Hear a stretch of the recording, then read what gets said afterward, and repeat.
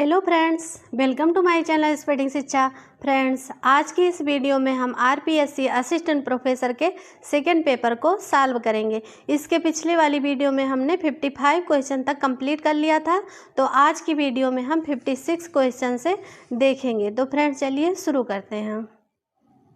Question number 56, किन प्रख्यात विद्वानों को उनके भारत विद्या पाठ्य दृष्टिकोण में योगदान के लिए जाना जाता है? भारत विद्या पाठ्य दृष्टिकोण में योगदान के लिए किन को जाना जाता है? तो जीएस घुरिये, लुई डुइमा, एन.के. बोस, ए.आर. देसाई।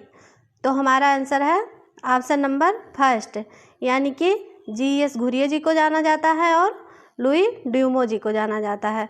तो ऑप्शन नंबर फर्स्ट सही है। घुरिये जी को देख लेते हैं हम कि जीएस घुरिये जी को भारत में समाजशास्त्र का जनक कहा जाता है। घुरिये जी को भारत में समाजशास्त्र का जनक कहा जाता है। इनसे पूर्व जो है, घुरिये जी से पूर्व जो है, भारतीय समाज के अध्ययन हेतु 3 दृष्टिकोण प्रचलित थे। घुरिये जी से पूर्व जो है भारतीय समाज के अध्ययन के लिए 3 दृष्टिकोण प्रचलित थे। तो कौन कौन से थे? तो पहला था प्रशासनिक दृष्टिकोण, और दूसरा था मिशनरी दृष्टिकोण, तीसरा था प्राच्य विद्या शास्त्र दृष्टिकोण।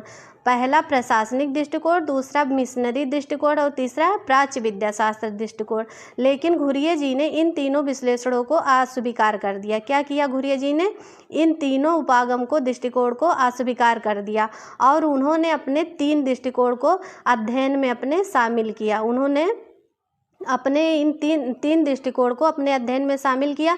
तो इन्होंने जो 3 दृष्टिकोण अपनाए अपने अध्ययन में, वो हैं, पहला है मानव शास्त्रीय दृष्टिकोण, और दूसरा है समाजशास्त्रीय दृष्टिकोण, और तीसरा है भारत विद्या शास्त्रीय दृष्टिकोण। तो ये 3 दृष्टिकोण घुरिये जी ने अपने अध्ययन में शामिल किया।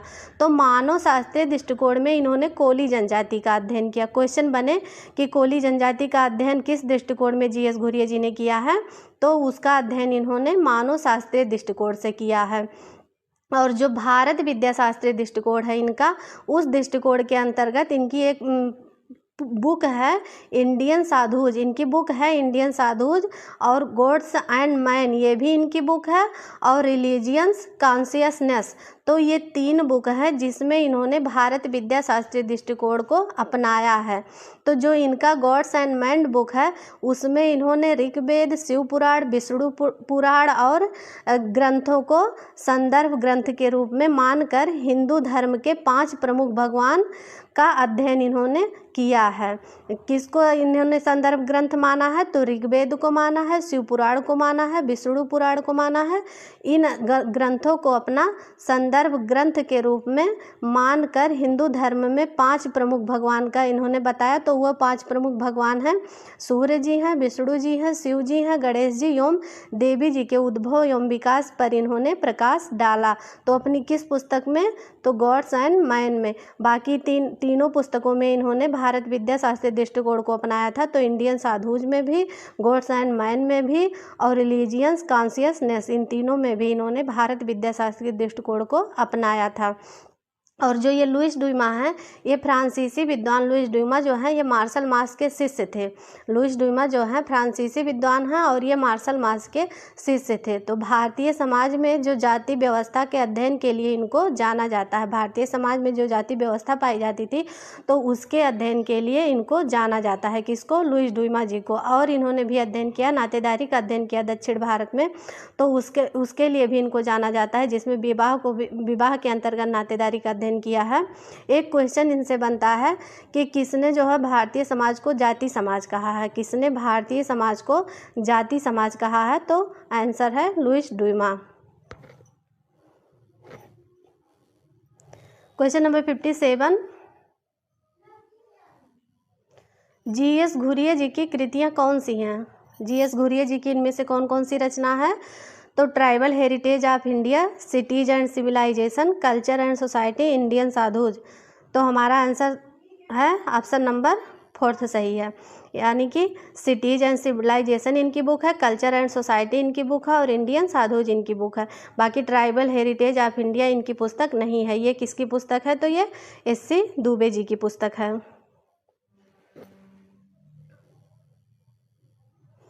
Question number 58, people of India नामक विस्तृत कृति का संपादन किसने किया था? तो इसका प्रकाशन किसने किया था, किसके द्वारा हुआ था? तो हमारा आंसर है के.एस. सिंह, यानी कि ऑप्शन नंबर 3 कुमार सुरेश सिंह। और पीपल ऑफ इंडिया जो है पुस्तक नामक पुस्तक जो है हर्बर्ट रिजले जी की भी पुस्तक का नाम है। People of India Herbert Risley ji की भी पुस्तक का नाम है।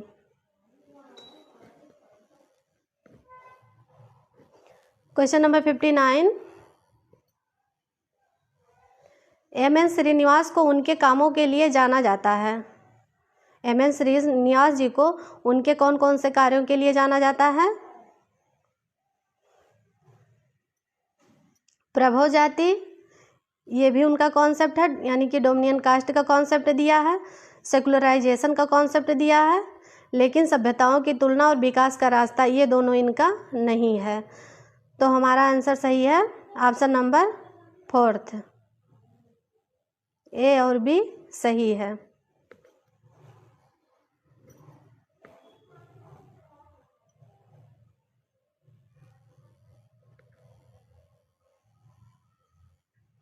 क्वेश्चन नंबर 60, निम्न में से किस एक भारतीय समाजशास्त्री ने अपने अध्ययन के लिए संरचनात्मक प्रकारात्मक परिप्रेक्ष्य का प्रयोग किया?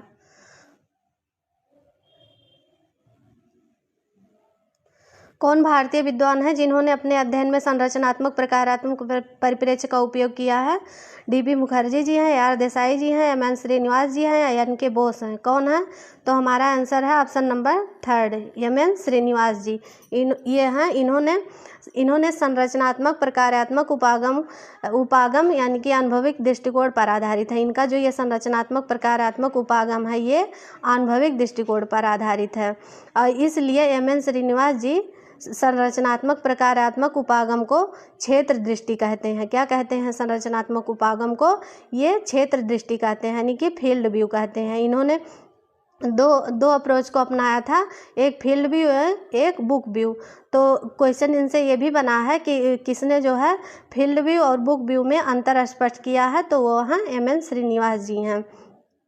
और इस उपागम का प्रयोग, ये जो इनका संरचनात्मक प्रकारात्मक उपागम है, इसका उपयोग इन्होंने अपनी पुस्तक the Coorg of south India नामक पुस्तक में किया था। इनकी बुक है the Coorg of south India, तो उसमें इन्होंने संरचनात्मक प्रकारात्मक उपागम का प्रयोग किया है। एक क्वेश्चन है इनसे बना है कि उस प्रकारवादी को बताइए जो प्रकारवाद के समर्थक हैं। उस प्रकारवादी को बताइए जो प्रकारवाद के समर्थक है, क्वेश्चन बना है। तो उसमें ऑप्शन में रहते हैं ए.आर. देसाई, घुरिये, मुखर्जी, एम.एन. श्रीनिवास। तो कौन है? एम.एन. श्रीनिवास जी।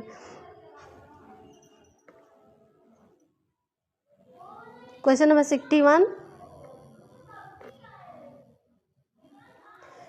एन.के. बोस ने नृजातीय अध्ययन सामग्री के आधार पर किस राज्य के आदिवासी समुदाय की प्रकृति के संबंध में चर्चा की है? एन.के. बोस ने नृजातीय अध्ययन सामग्री के आधार पर किस राज्य के आदिवासी समुदाय की प्रकृति के संबंध में चर्चा किया है?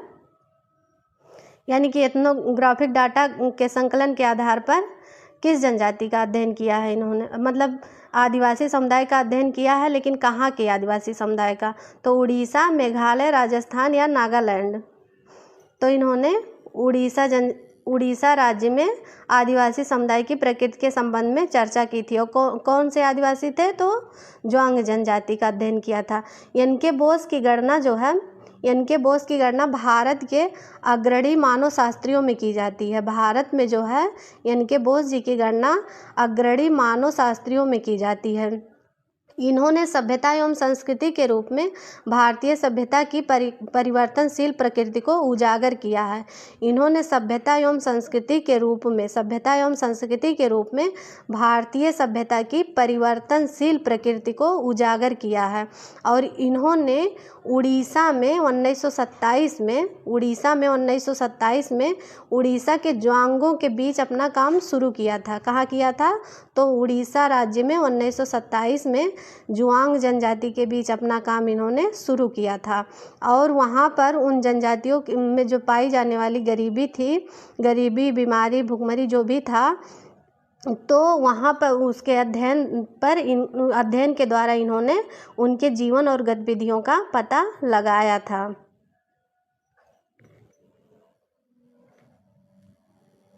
क्वेश्चन नंबर 62,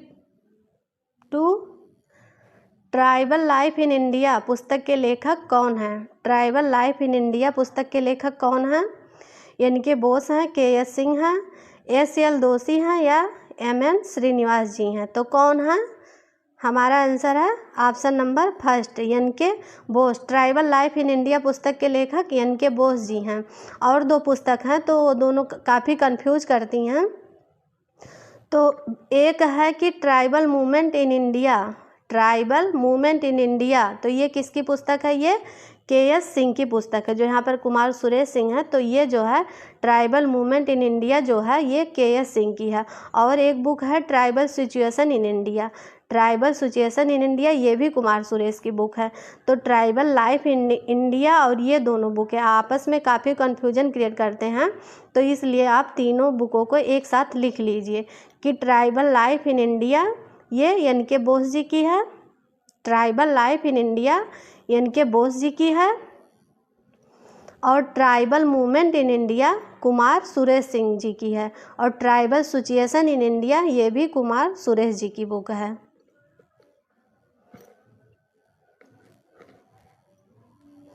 क्वेश्चन नंबर 63, किस सामाजिक मानव शास्त्री ने नृवंश विज्ञान शास्त्री, भारतविदों और इतिहासकारों के दृष्टिकोण को सम्मिलित करते हुए एकल रूपरेखा प्रस्तुत करने का प्रयास किया है? तो कौन सामाजिक मानव शास्त्री थे जिन्होंने नृवंश विज्ञान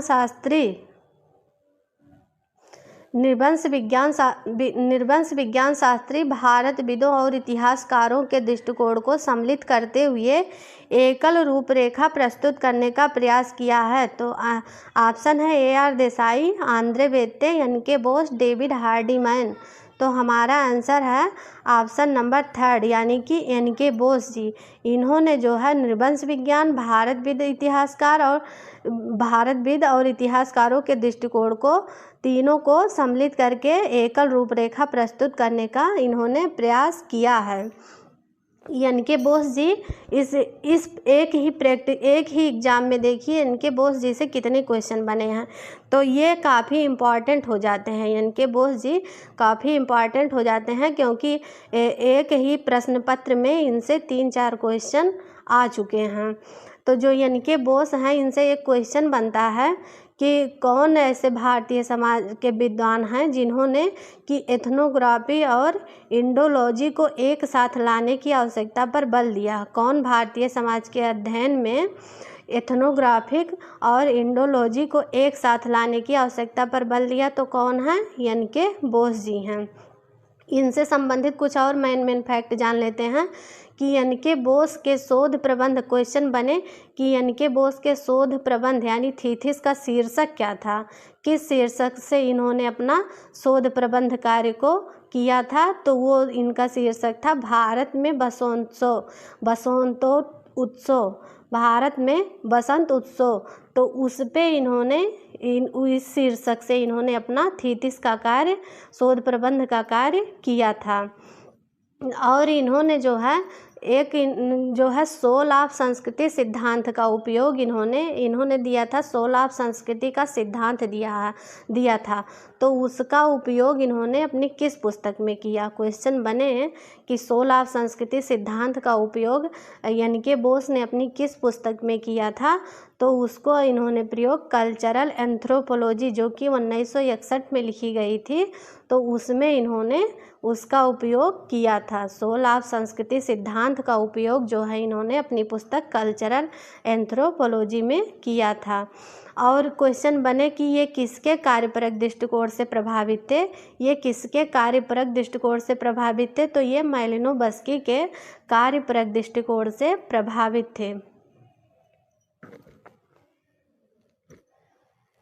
क्वेश्चन नंबर 64, सुरजीत सिन्हा का कार्य मुख्यतः निम्न में से किस पर आधारित है? सुरजीत सिन्हा का कार्य मुख्यतः निम्न में से किस पर अपराधित है? तो जनसांख्यिकीय का समाजशास्त्र, जनजाति जाति सातत्यता, जनजातीय आंदोलन या क्षेत्रीय अध्ययन। तो हमारा आंसर है ऑप्शन नंबर 3, यानी कि जनजाति जाति सातत्यता पर आधारित है, जनजातीय आंदोलन पर भी आधारित है और क्षेत्रीय अध्ययन पर भी आधारित है। ट्राइब कास्ट कॉन्टिन्यूम और ट्राइबल मूवमेंट्स और फील्ड स्टडीज, तो इन तीनों पर इनका वर्क था, लेकिन जनसांख्यिकीय का समाजशास्त्र, इस पर सोशियोलॉजी ऑफ डेमोग्राफी पर इनका नहीं था। तो हमारा आंसर सही है ऑप्शन नंबर 3।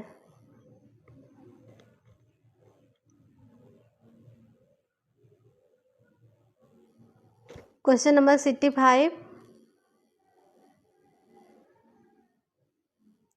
निम्न में से किसका यह मानना था कि जनजातियों को सांस्कृतिक स्वायत्तता होनी चाहिए? किनका मानना था कि जनजातियों को सांस्कृतिक स्वायत्तता होनी चाहिए? डीपी मुखर्जी जी, सुरजीत सिन्हा, एसएल दोषी या एनके बोस। तो किसका मानना था? हमारा आंसर है ऑप्शन नंबर 2, यानी कि सुरजीत सिन्हा जी का मानना था कि जनजातियों को सांस्कृतिक स्वायत्तता होनी चाहिए। क्वेश्चन नंबर 66, निम्नलिखित जनजातियों में किसका अध्ययन एसएल दोषी द्वारा किया गया? इन जनजातियों में से किस पर एसएल दोषी जी का अध्ययन था? तो हमारा आंसर है ऑप्शन नंबर 1, यानी कि भील जनजाति पर इन्होंने अपना अध्ययन किया था।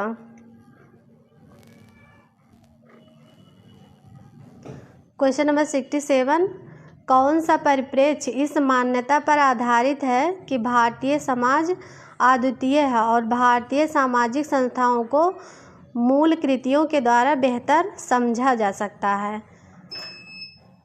कौन सा परिप्रेक्ष्य इस मान्यता पर आधारित है कि भारतीय समाज अद्वितीय है और भारतीय सामाजिक संस्थाओं को उसकी मूल कृतियों के द्वारा बेहतर समझा जा सकता है? तो हमारा आंसर है भारत विद्या अध्ययन, यानी कि इंडोलॉजिकल जो है वो हमारा आंसर है, भारत विद्या अध्ययन।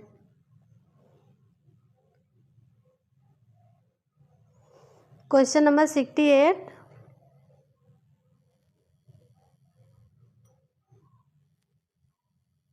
मैच करना है, लिस्ट 1 का लिस्ट 2 से मैच करना है। संस्कृतिकरण, तो ये किसकी अवधारणा है? ये एम.एन. श्रीनिवास जी की है। प्योर एंड इम्प्योर, यानी कि शुचिता और प्रदूषण का कॉन्सेप्ट लुई डुइमा जी का है। The structure of Hindu society, the structure of Hindu society NK. Bose ji का है। और डायलेक्टिक्स ये डीपी मुखर्जी जी का है।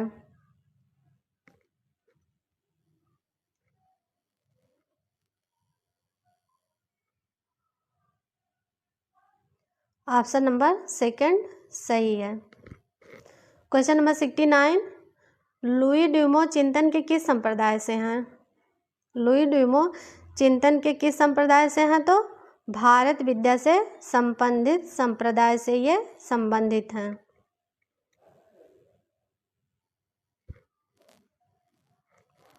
क्वेश्चन नंबर 70,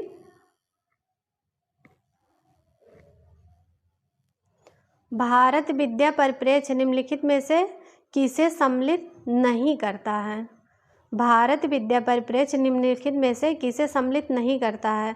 इंडोलॉजिकल पर्सपेक्टिव कौन सा इसमें से एक नहीं सम्मिलित करता है? तो प्राचीन ग्रंथ इसको सम्मिलित करता है, धार्मिक पांडुलिपि इसको भी सम्मिलित करता है और महाकाव्य इसको भी सम्मिलित करता है, पर आनुभविक अध्ययन को यानी कि एम्पिरिकल स्टडीज को यह सम्मिलित नहीं करता है। तो यही हमारा आंसर है, ऑप्शन नंबर 4 हमारा आंसर है। क्वेश्चन नंबर 71, कौन से भारतीय समाजशास्त्री पश्चिमी सामाजिक विज्ञान के प्रत्यक्षवाद के विरुद्ध थे? कौन भारतीय समाजशास्त्री हैं जो पश्चिमी सामाजिक विज्ञान के प्रत्यक्षवाद के विरुद्ध थे, यानी पॉजिटिविज्म के विरोध में थे? तो कौन है? हमारा आंसर है ऑप्शन नंबर 1, यानी कि डीपी मुखर्जी जी। ये जो है पश्चिम के विज्ञानवाद के प्रत्यक्षवाद के विरुद्ध थे। इनका कहना था डीपी मुखर्जी जी का कहना था कि ये जो है पश्चिम के प्रत्यक्षवाद से ये पूर्णतः सहमत नहीं थे। तो क्यों नहीं सहमत थे? क्योंकि इनका कहना था कि प्रत्यक्षवाद जो है बेस्टियन यानी कि व्यक्तिकरण पर अधिक बल देता है और मानवता का विरोधी है, जो कि मानवता का विरोधी है। प्रत्यक्षवाद जो है वो बेस्टियन पर यानी कि व्यक्तिकरण पर अधिक बल देता है, जो कि मानवता का विरोधी है। इसलिए स्वस्थ व्यक्तित्व के लिए इनका कहना था कि स्वस्थ व्यक्तित्व के विकास के लिए बेस्टियन व सेमेस्टियन मतलब व्यक्तिकरण और सेमेस्टियन के बीच संतुलन होना चाहिए। इनका कहना था कि केवल व्यक्तिकरण से ही काम नहीं चलेगा, बल्कि बेस्टियन व सेमेस्टियन के बीच संतुलन होना चाहिए। बेस्टियन और सेमेस्टियन क्या है? तो बेस्टियन से तात्पर्य जो है, यहाँ बेस्टियन से तात्पर्य है कि वह दृष्टिकोण जो मनोवैज्ञानिक व व्यक्तिवादी है। बेस्टियन से मतलब यह है कि जो दृष्टिकोण मनोवैज्ञानिक व व्यक्तिवादी हो, केवल व्यक्ति पर ही बल देता हो। और सेमेस्टियन से तात्पर्य है कि संपूर्ण सामाजिक व्यवस्था से है। तो इसलिए इनका कहना था कि जो पश्चिम का प्रत्यक्षवाद है यानी पॉजिटिविज्म जो है, ये केवल बेस्टियन पर ही बल देता है, जबकि बेस्टियन और सेमेस्टियन दोनों में संतुलन होना चाहिए। तो ऐसा कहना डीपी मुखर्जी जी का था। इसलिए इन्होंने क्या किया था कि प्रत्यक्षवाद को ना अपनाकर समन्वित विकास पर बल दिया, जिससे कि प्रौद्योगिक विकास और मनुष्य की स्वतंत्रता दोनों में संतुलन बना रहे। इसलिए इन्होंने जो है बेस्टिवाद यानी प्रत्यक्षवाद को ना अपनाकर समन्वित विकास पर बल दिया, जिससे कि प्रौद्योगिक विकास भी होता रहे और मनुष्य की स्वतंत्रता दोनों में भी संतुलन बना रहे।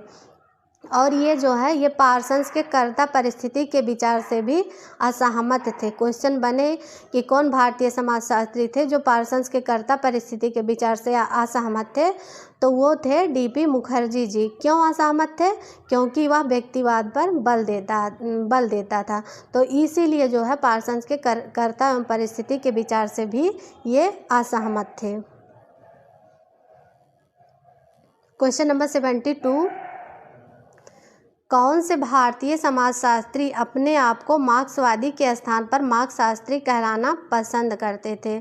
तो DP Mukherjee, AR Desai, NK Bose, GS Ghurye ji. तो हमारा आंसर है option number first, DP Mukherjee जी।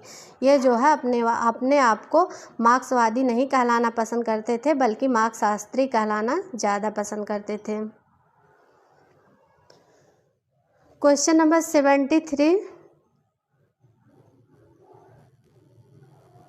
डीपी मुखर्जी भी काफ़ी इम्पॉर्टेंट हो जाते हैं, क्योंकि इसके सिलेबस में दिया हुआ है कि भारतीय सामाजिक विचारक, तो ये सब विचारक आ जाते हैं, चाहे NK बोस हुए, चाहे डीपी मुखर्जी जी हुए, चाहे MN श्रीनिवास जी हैं।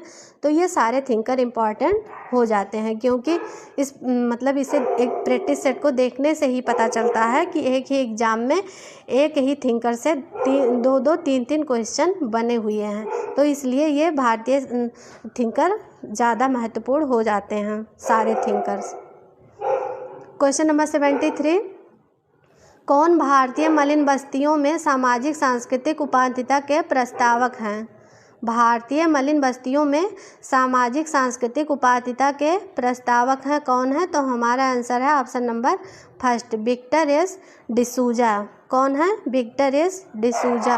क्वेश्चन नंबर 74, निम्नलिखित में से दलित नारीवाद के क्षेत्र में किसका योगदान है? दलित नारीवाद के क्षेत्र में किसका योगदान है? तो हमारा आंसर है option number third,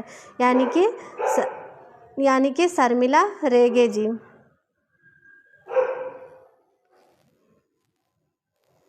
question number 75, Meera Kaushambi ने निम्न में से किस महानगर की प्रजातीय संरचना तथा भाषाई समूह का अध्ययन किया है? इनसे भी इस प्रैक्टिस सेट में 2-3 क्वेश्चन आ चुके हैं मीरा कौशाम्बी से। एक तो इनका बुक पूछा था और ये भी पूछा था कि किस शहर का अध्ययन किया था। तो इन्होंने किस शहर का अध्ययन किया था? किस महानगर की प्रजातीय संरचना तथा भाषाई समूह का अध्ययन किया? तो हमारा आंसर है बम्बई, यानी कि बम्बई शहर का अध्ययन इन्होंने किया था। Question number 76, doctor Ambedkar ji की डायरेक्ट थीसिस आख्यायुक्त थी। डॉक्टर अंबेडकर जी की डॉक्टरेट थीसिस आख्या युक्त थी, तो कौन सी थी इनकी, किस शीर्षक से इन्होंने अपना लिखा था शोध प्रबंध, तो उसका शीर्षक था the problem of the rupee. इस शीर्षक से इनका थीसिस जो था यानी कि शोध प्रबंध जो था वो इसी शीर्षक से था। क्वेश्चन नंबर 77, जाति समग्रवादी है और संस्करणात्मक है। जाति समग्रवादी और संस्करणात्मक है, यह किसका कथन है, तो हमारा आंसर है ऑप्शन नंबर 3 यानी कि लुइस ड्यूमोजी का है ये। क्वेश्चन नंबर 78, किस समाजशास्त्री ने सूदखोर और किसानों के संबंध को आधिपत्य के संदर्भ में देखा है।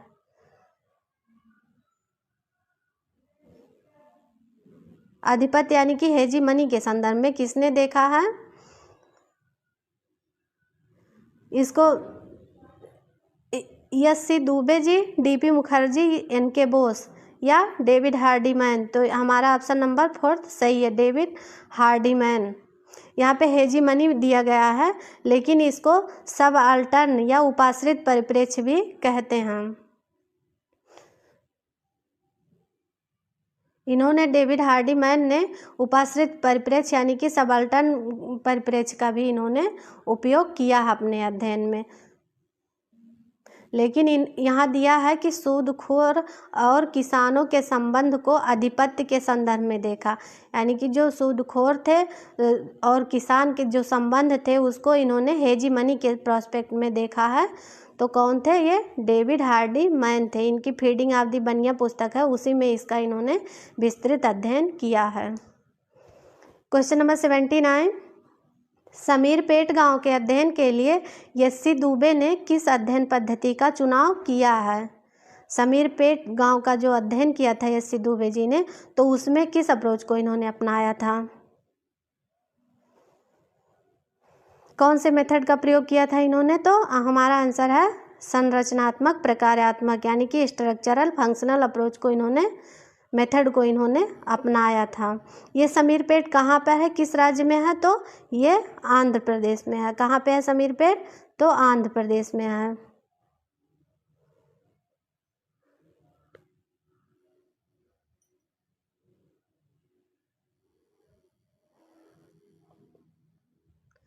तो फ्रेंड्स इसी के साथ आज की वीडियो को हम समाप्त करते हैं। बाकी के क्वेश्चन को हम नेक्स्ट वीडियो में देखेंगे। वीडियो हमारी पसंद आए तो वीडियो को लाइक करिए, शेयर करिए। चैनल पर नए हैं तो प्लीज़ चैनल को सब्सक्राइब करिए। Thank you.